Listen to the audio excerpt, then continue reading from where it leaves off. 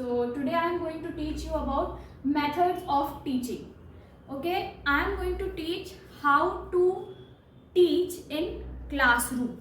ठीक है, whenever you are in class, आप जब भी क्लास में होंगे तो आपको किस तरीके से पढ़ाना है, या जब हम कभी भी पढ़ाते हैं किसी भी सब्जेक्ट को तो हम उसके लिए कौन कौन सी मेथड्स का उपयोग करते हैं अलग अलग टॉपिक के लिए, अलग अलग सब्जेक्ट के लिए. ठीक है, this whole lecture will be about methods of teaching. ठीक है, पढ़ाते समय शिक्षकों को किन किन मेथड्स यानी किन किन विधियों का इस्तेमाल करना चाहिए जिससे कि जो पढ़ाई है हमारी वो एक सक्सेस हो सके. ठीक है, वो एक तरीके से बेनिफिशियल हो सके बच्चों के लिए. ठीक है, अगर कभी भी मेरी वीडियो अटकती है, आप सभी को पता है कि आपको मैसेज टाइप करके मुझे बताना है कि मैम ये वीडियो अटक रही है, माइक किसी को भी ऑन नहीं करना है. Okay, thank you so much. Let's start. Okay, so methods of teaching, शिक्षण की विविध विधाएं. ठीक है, शिक्षण की विधाएं क्या होती है? आप हर चैप्टर को एक साथ नहीं पढ़ाते या हर सब्जेक्ट को हम एक तरीके से नहीं पढ़ाते हैं. जब भी हम कक्षा में होते हैं, जब भी हम क्लास में होते हैं तो हम कई तरीके की विधियां लेते हैं. There is difference between activities and methods. आप इस चीज़ को ध्यान रखेंगे. गतिविधियों में यानी कि जो मैंने आपको दो वर्ड्स बोले, इधर आप ध्यान से देखेंगे, ध्यान से सुनेंगे कि एक्टिविटीज जो मैं कह रही हूँ और मेथड्स, ये दो अलग अलग वर्ड्स हैं. ठीक है, मैं ये नहीं कह रही हूँ कि जब आप पढ़ाएंगे तो आप एक्टिविटीज़ क्या कराएंगे, किन एक्टिविटीज़ की हेल्प लेंगे. हम इसके बारे में आज नहीं पढ़ने वाले हैं. ठीक है, हम पढ़ने वाले हैं मेथड्स ऑफ टीचिंग के बारे में कि जब भी हम कोई चैप्टर उठाते हैं, जब भी हम कोई लेसन प्लान बनाते हैं तो हम उसमें सबसे पहले देखते हैं कि हम किस चीज़ को पढ़ा रहे हैं. ठीक है, किस चीज़ को पढ़ा रहे हैं उसके हिसाब से हम क्या करते हैं, अपनी मेथड बनाते हैं. ठीक है, तो चलिए शुरू करते हैं. सबसे पहले तो मेथड ऑफ टीचिंग यानी ये ज़रूरी क्यों है और ये क्या है. अभी मैंने आपको बताया कि ये क्या है. ठीक है, अब ये ज़रूरी क्यों है ये भी देख लेते हैं. मेथड ऑफ टीचिंग इसीलिए ज़रूरी है क्योंकि हम सभी सब्जेक्ट्स को एक तरीके से नहीं पढ़ा सकते जिस तरीके से मैंने आपको बताया.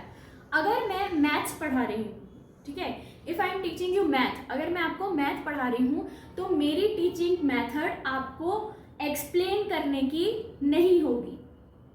आप समझ रहे हैं, मैं word to word, meaning to meaning explain नहीं करूँगी. ठीक है, वो ज़्यादातर किस वे में जाएगी, डेमोन्स्ट्रेटिव वे में.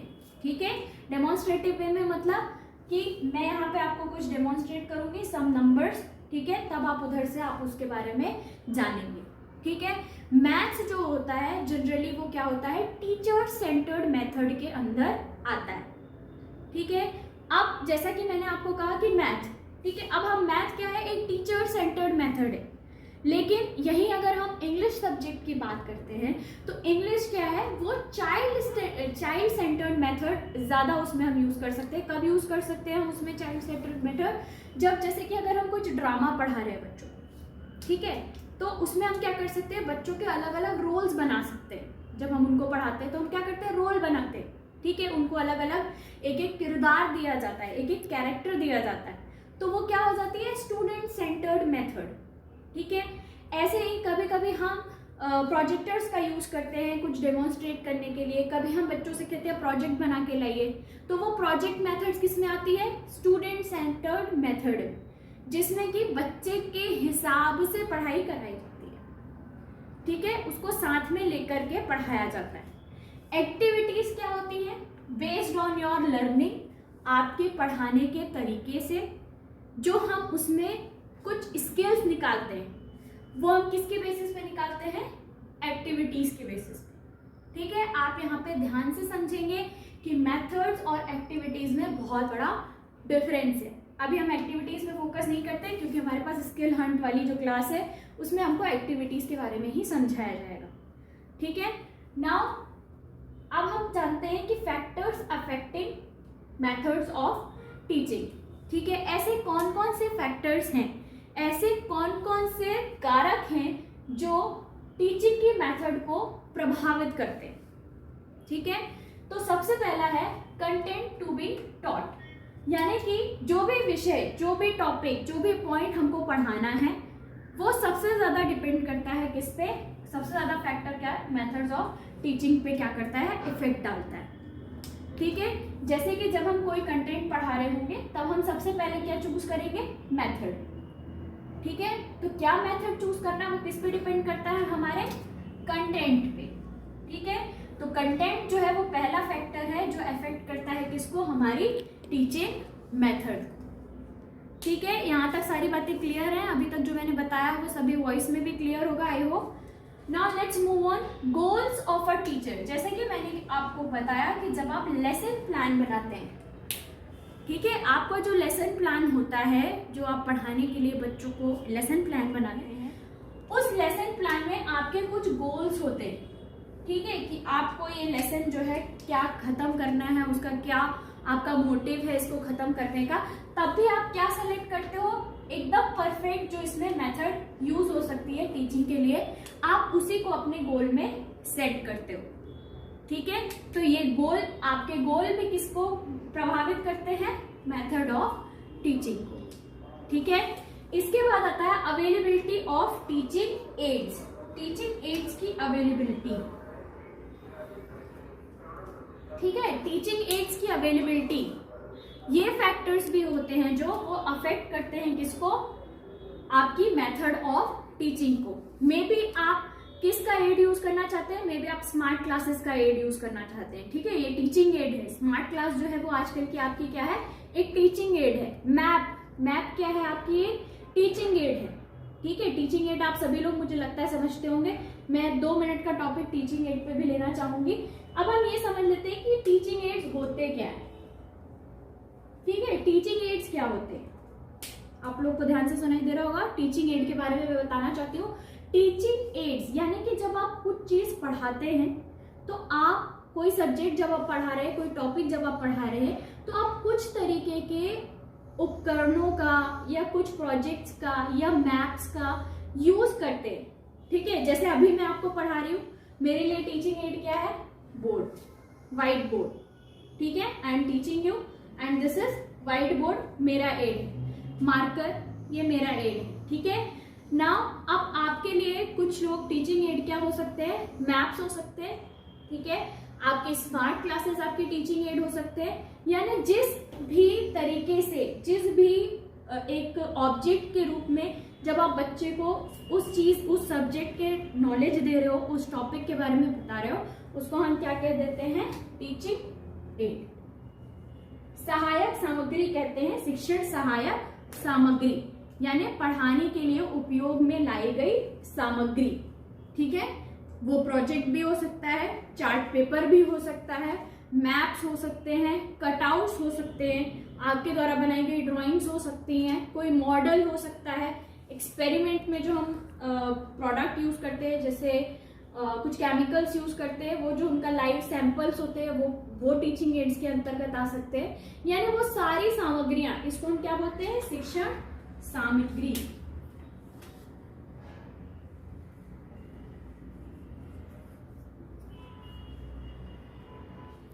तो अब हमारा अगला फैक्टर क्या इफेक्ट करता है कि क्लास के एसेट्स।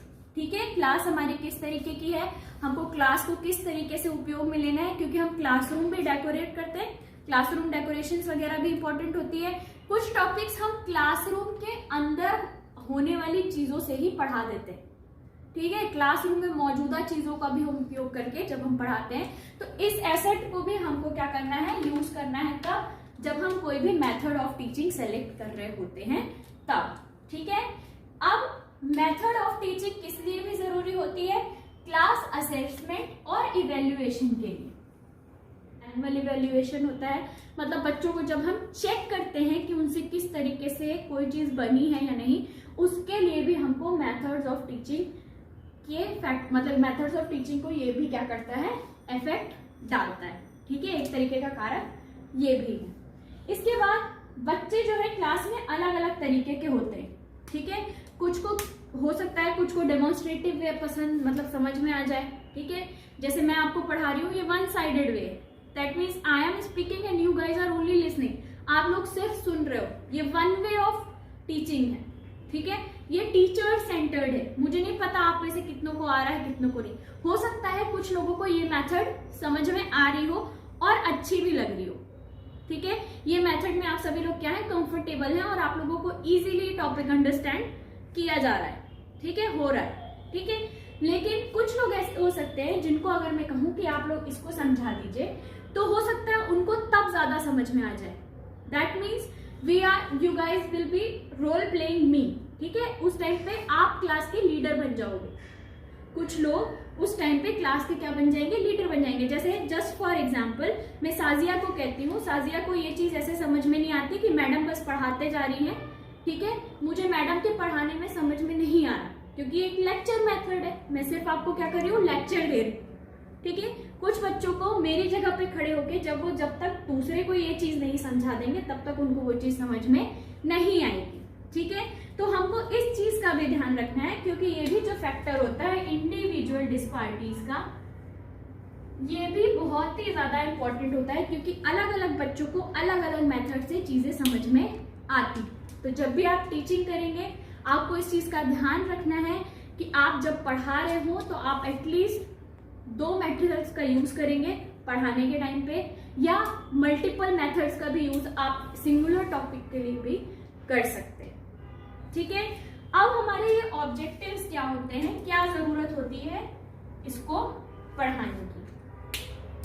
तो हमारे ऑब्जेक्टिव्स यही होते हैं, जो ये कारक होते हैं यही हमारे ऑब्जेक्टिव्स होते हैं, ठीक है। ये प्रभावित कर रहे हैं, ठीक है।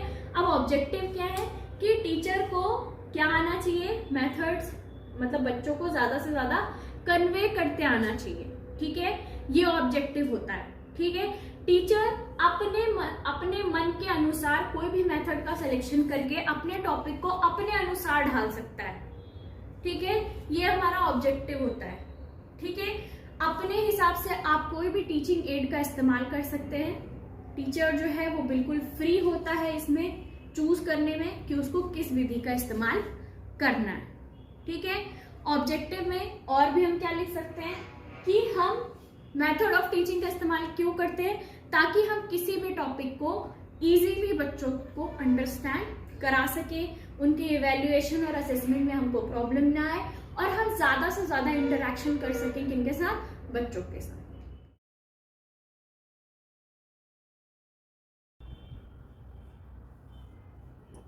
क्योंकि जब हम क्लास में होते हैं ना, तो हम क्लास में 2 ही लोग होते हैं, ये सब आप लोगों ने नोटिस किया होगा। पहला जो होता है वो होता है टीचर,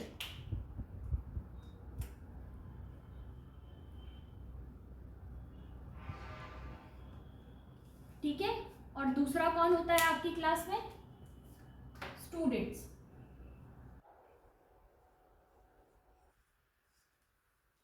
ठीक है।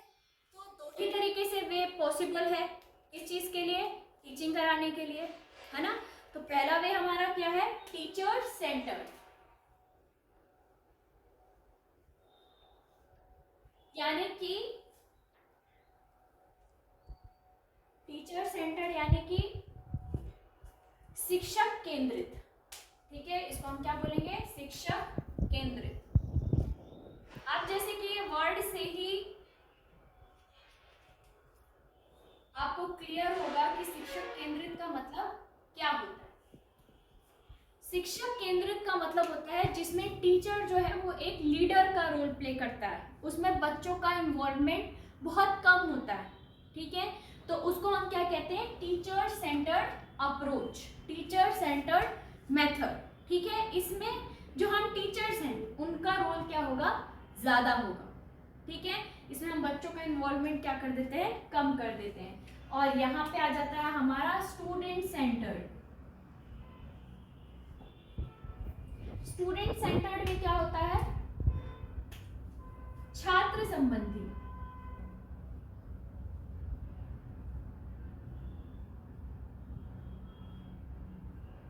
छात्र केंद्रित शिक्षा, ठीक है।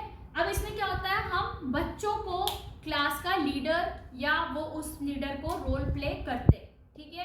क्लास में बच्चों का इंटरेक्शन ज्यादा होता है, उसको हम क्या कह देते हैं, हमारा स्टूडेंट सेंटर्ड अप्रोच, ठीक है, इसमें हम क्या करते हैं, बच्चों से ज़्यादा अप्रोच लेते हैं।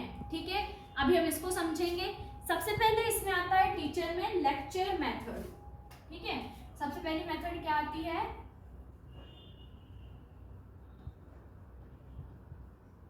अभी मैं सिर्फ आपको आज जो है मैं सिर्फ आपको एक इंट्रोडक्शन दे रही हूँ। ठीक है, इसके बारे में डिटेल्स में, ठीक है, कि लेक्चर मेथड क्या होती है, कितने टाइप की होती है, कौन कौन सी होती, मतलब लेक्चर मेथड क्या होती है, उसको किस प्रकार से किया जाता है क्लास में, उसके बारे में हम कल पढ़ेंगे। ठीक है, इससे क्या क्या ऑब्जेक्टिव हमको मिलता है, ठीक है, आउटकम्स क्या होते हैं लेक्चर मेथड के, मतलब ये हर किसी के बारे में हम इसको डिटेल्स में कल पढ़ेंगे। Now I am only introducing the names. ठीक है, तो सबसे पहली मेथड क्या होती है टीचर सेंटर्ड में, लेक्चर मेथड, जो अभी का सिनेरियो जो हमारा चल रहा है, ठीक है, जो अभी हम कर रहे हैं, यानी मैं पढ़ा रही हूँ, आप सिर्फ मुझे सुन रहे हो। ठीक है, तो ये क्या हो गई, एक तरीके से एक एग्जाम्पल है किसका, लेक्चर मेथड का। ठीक है, जिसमें टीचर बोलता है और बच्चे सिर्फ सुनते हैं। एक तरीके से भाषण दे रही हूँ मैं किसी टॉपिक या किसी सब्जेक्ट के बारे में, और आप सभी लोग क्या कर रहे हैं, उसको सुन रहे हैं। ठीक है, तो ये क्या हो जाता है हमारा लेक्चर मेथड। जनरली किस सब्जेक्ट में यूज होती है लेक्चर मेथड, कोई बताएगा, टाइप करके बताइएगा प्लीज, लेक्चर मेथड किस चीज में यूज होती है। उसके बाद मैं दूसरा लिख देती हूँ, तब तक आप लोगों के मैसेज मुझे दिखाई दे जाएंगे। किस सब्जेक्ट में हम ज्यादातर लेक्चर मेथड का यूज करते हैं,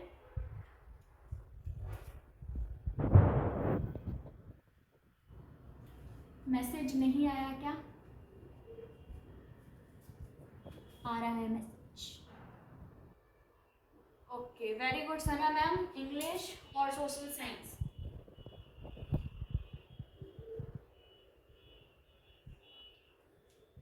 इंग्लिश और social science, very correct. English और सोशल साइंस में हम ज़्यादातर किसका यूज़ करते हैं, लेक्चर मेथड का, जब हम चीज़ें ईवीएस और इंग्लिश, हाँ साजिया मैम बिल्कुल सही, ईवीएस और इंग्लिश, इसमें हम कभी कभी किसका यूज़ करते हैं, लेक्चर मेथड का। मैं ये नहीं कह रही हूँ कि सारी इंग्लिश हम लेक्चर मेथड से पढ़ाते हैं या सारी ईवीएस हम लेक्चर मेथड से, इसमें कुछ ऐसे टॉपिक्स हैं जो हम लेक्चर मेथड से पढ़ा सकते हैं। चलिए सबसे पहला आपका होमवर्क लिख लीजिए, इसमें होमवर्क तो लिखना पड़ेगा और करना भी पड़ेगा। आपका होमवर्क ये है कि ईवीएस में ऐसे कौन कौन से टॉपिक्स हैं जिनको आप लेक्चर मेथड से पढ़ाते हैं, सिर्फ लेक्चर मेथड से। ईवीएस और सोशल साइंस के आपको ये टॉपिक्स बताने हैं जो आप लेक्चर मेथड से पढ़ाते हैं।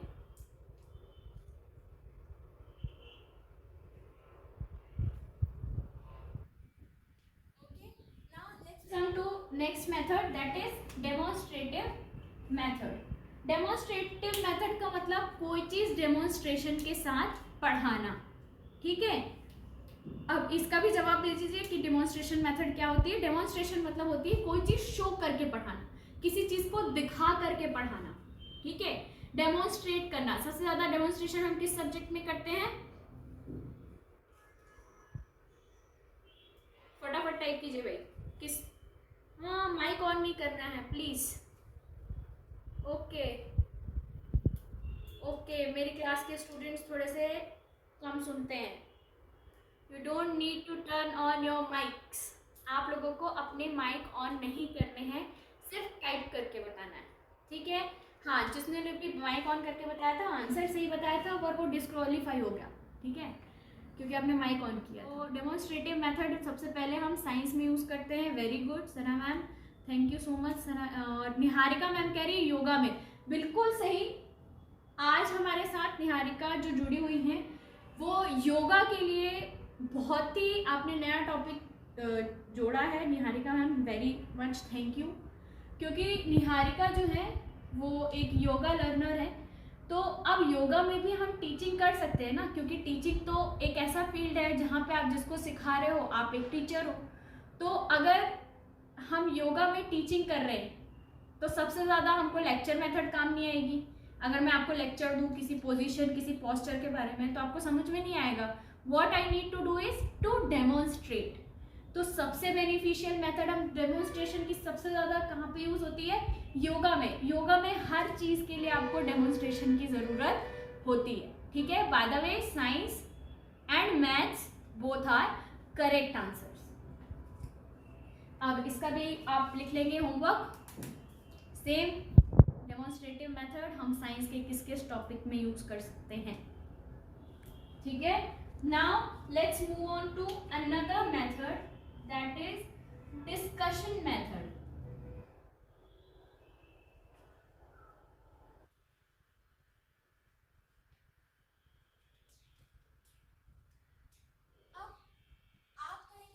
डिस्कशन मेथड जो है मैम, ये तो एक स्टूडेंट सेंटर्ड हो गई,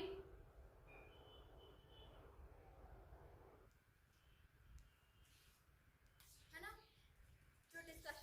जो सेंटर्ड मेथड है ये तो एक स्टूडेंट सेंटर्ड मेथड हो गई। डिस्कशन मेथड हमारी क्यों? क्योंकि इसमें बच्चों का रोल ज्यादा हो गया ना।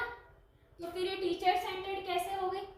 लेकिन अभी आपने देखा कि मैंने आपसे क्या पूछा, इस टॉपिक से रिलेटेड ही सवाल पूछा है, ठीक है, और बहुत ही इनफॉर्मल वे में।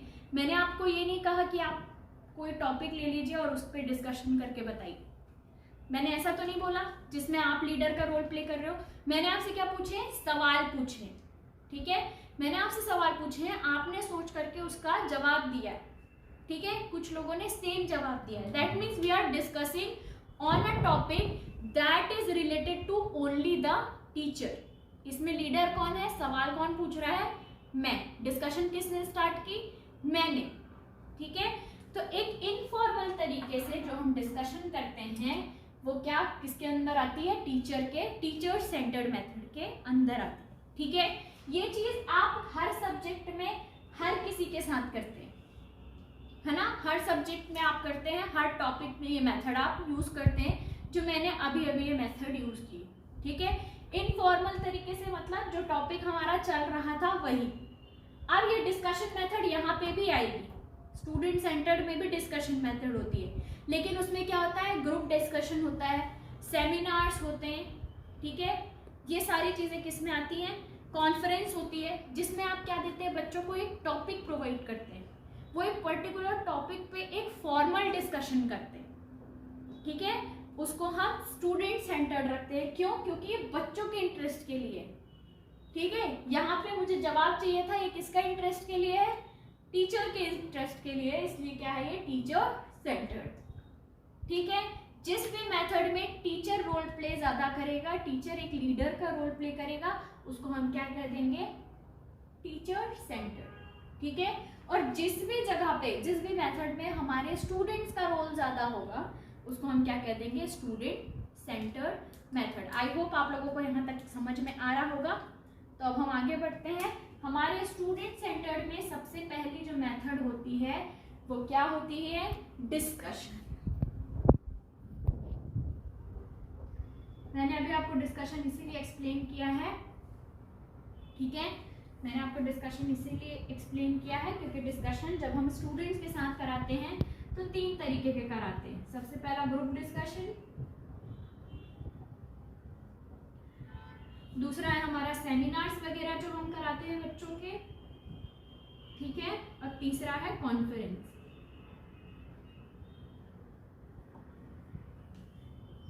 ठीक है, यहाँ पे स्टूडेंट्स का जो है वो मोटिव ज्यादा होता है, ठीक है, स्टूडेंट का लर्निंग मोटिव ज्यादा होता है। अब हमारा अगला आ जाता है रोल प्लेइंग मेथड।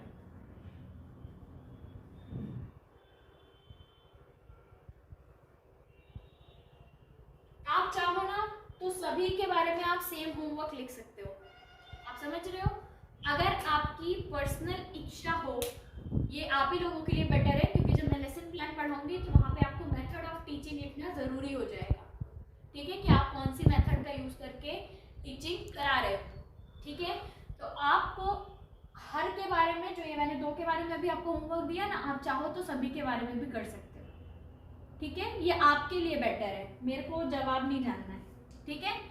तो रोल प्लेइंग मेथड, आप रोल प्लेइंग मेथड कहाँ पे यूज करते हैं? जब आप बच्चों को ड्रामा सिखाते हैं, ठीक है, तब आप बच्चों को क्या एक एक कैरेक्टर असाइन करते हैं, जब आप बच्चों को पोयम सिखाते हैं, ठीक है। कभी कभी आप क्लास में ऐसा भी कर देते हैं कि आपका पढ़ाने का मन नहीं है, आपको सर्दी बुखार है, चलिए आप खड़े हो जाइए, now today you will teach this topic, ठीक है। आप स्टूडेंट्स को क्या कर देते हैं, उस क्लास का लीडर बना देते हैं, किसी एक स्टूडेंट को। तो आप क्या कर रहे हैं, बच्चे को क्या दे रहे हैं, एक रोल प्ले करने के लिए दे रहे हैं, एक किरदार निभाने के लिए दे रहे हैं, ठीक है। तो ये क्या हो जाएगी आपकी role playing method. Next is workshops.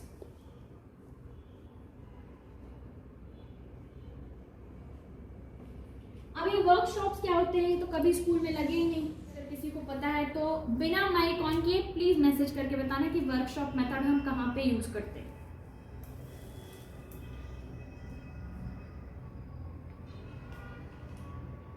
हमारे स्कूल के टीचर्स भी इसमें जुड़े हुए हैं एंड मोस्टली हम लोगों ने सबसे ज़्यादा वर्कशॉप्स मेथड्स यूज़ किए हैं। तो I want you to please answer this question. हमारे स्कूल में वर्कशॉप्स मेथड्स का यूज होता है बच्चों को पढ़ाने के लिए।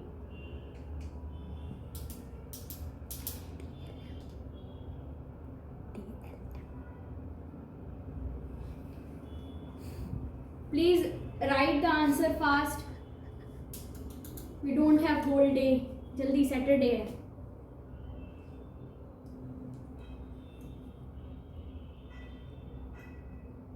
आई want to know the answers.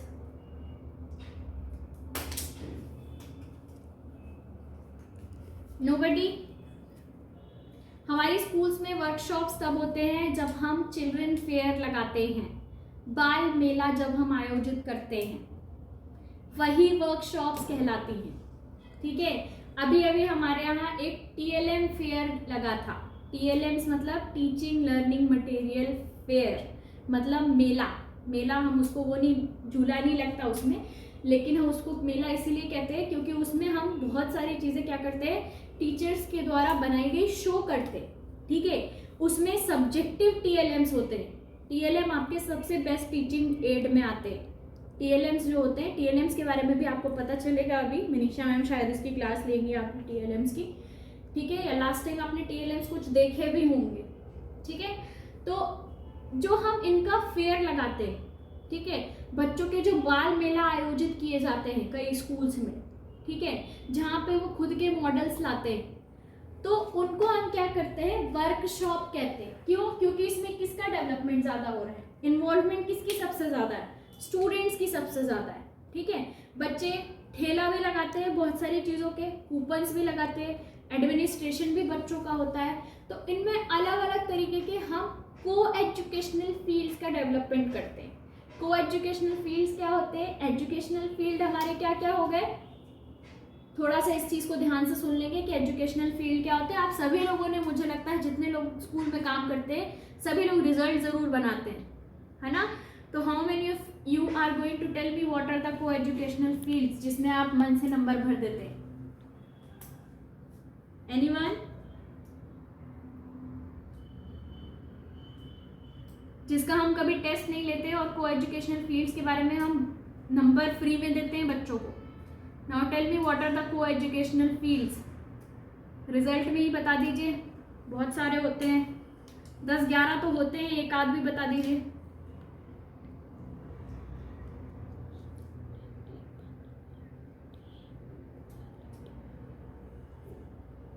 No one? थोड़ा और वेट करें। Niharika Parmar, physical education, discipline, writing. Okay, thank you Niharika, thank you Sana, फ्रीन, सना मैम।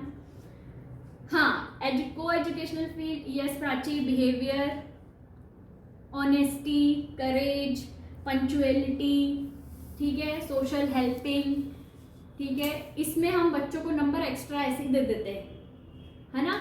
स्पोकन बिहेवियर, हाँ, वेरी गुड। तो जो ये हमारे को एजुकेशनल फील्ड्स होते हैं, इनका डेवलपमेंट हम किस तरीके से करा सकते हैं? बच्चे में ऑनेस्टी कैसे लाए, बच्चे में बात करने की क्षमता कैसे विकास करें, ठीक है, उसमें डिसिप्लिन किस तरीके से लाए, उसमें एडमिनिस्ट्रेशन कैसे बिहेवियर, मतलब एडमिनिस्ट्रेटिव बिहेवियर किस तरीके से लाए।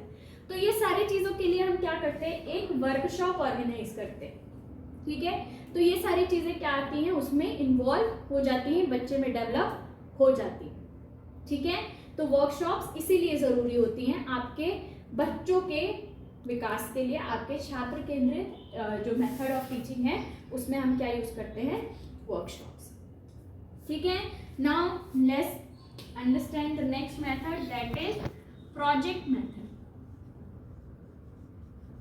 अब ये आपको बहुत ही इजीली पता है क्योंकि हम मोस्टली जो मेथड यूज़ करते हैं क्लासेस में, हमारे स्कूल्स में प्रोजेक्ट मेथड का यूज़ करते हैं।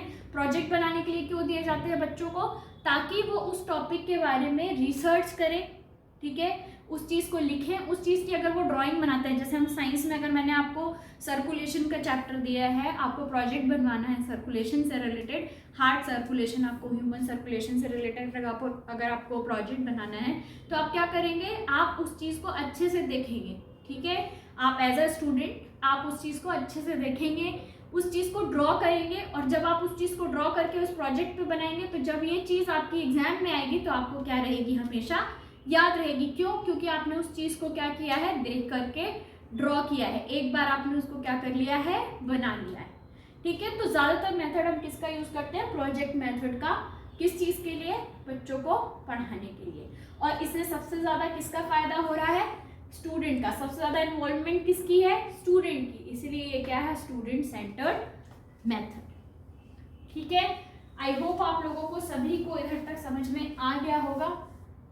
टाइम 47 6:47, ठीक है।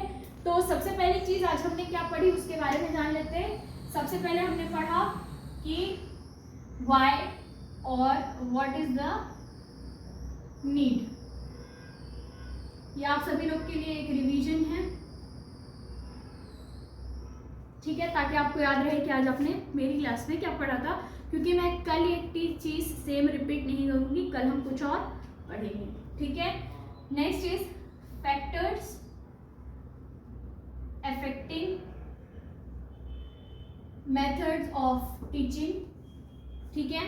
नेक्स्ट चीज हमने क्या पढ़ी, ऑब्जेक्टिव्स। आप लोग कोई भी लिखने की कोशिश मत कीजिएगा, आपके पास ये आ जाएगा, जो भी यहाँ पे लिखा है मैंने वो अच्छी राइटिंग में आपके पास आएगा, ठीक है। नेक्स्ट इज व्हाट, क्या पढ़ा हमने, types of method of teaching, जिसमें हमने क्या देखा, दो चीजें देखी, टीचर सेंटर और स्टूडेंट सेंटर।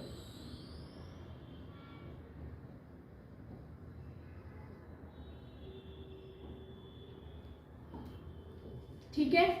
अब इसके अलावा आज हमने क्या पढ़ा, यानी जो इस टॉपिक से रिलेटेड था लेकिन थोड़ा अलग जाके हमने कुछ हटके पढ़ा, वो क्या पढ़ा, पहला हमने पढ़ा कि एक्टिविटीज और method are two different approaches, यानी कि एक्टिविटीज और मेथड ऑफ टीचिंग दो अलग तरीके की अप्रोचेस हैं जो टीचर करता है किसी भी टॉपिक को पढ़ाने के लिए, ठीक है। मेथड आपको पहले सेलेक्ट करनी है, आप इतना इजीली समझ सकते हो उस चीज को कि जब आप मेथड कब सेलेक्ट कर रहे हो, जब आप लेसन प्लान बना रहे हो, ठीक है। मतलब टॉपिक को पढ़ाने से पहले आप शिक्षण की विधियों के बारे में सोच रहे हो कि मुझे इस टॉपिक को किस तरीके से पढ़ाना है। और एक्टिविटीज क्या है, जब आप कोई टॉपिक पूरा तरीके से पढ़ा चुके हो, now you want to evaluate them, अब आप उनको क्या करना चाहते हो, इवेल्युएट करना चाहते हो कि उनसे क्या चीज़ किस तरीके से बनी, उन्होंने क्या चीज़ ग्रहण की, क्या चीज़ उनको अंडरस्टैंड हुई, क्या चीज़ उनको अंडरस्टैंड नहीं, ठीक है। तो आप क्या करते हो, तब इनका यूज करते हो, किसका, एक्टिविटीज का। नेक्स्ट थिंग हमने क्या पढ़ी, टीचिंग एड्स।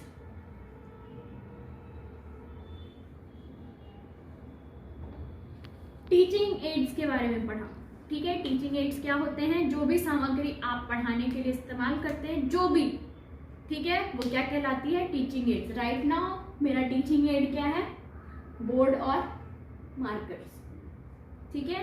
कभी मैं अगर प्रोजेक्ट लेके आऊंगी, कभी चार्ट पेपर लेके आऊंगी, तो वो मेरे टीचिंग एड्स के अंतर्गत आएगा। ठीक है। नेक्स्ट थिंग हमने क्या पढ़ी, को एजुकेशनल फील्ड्स।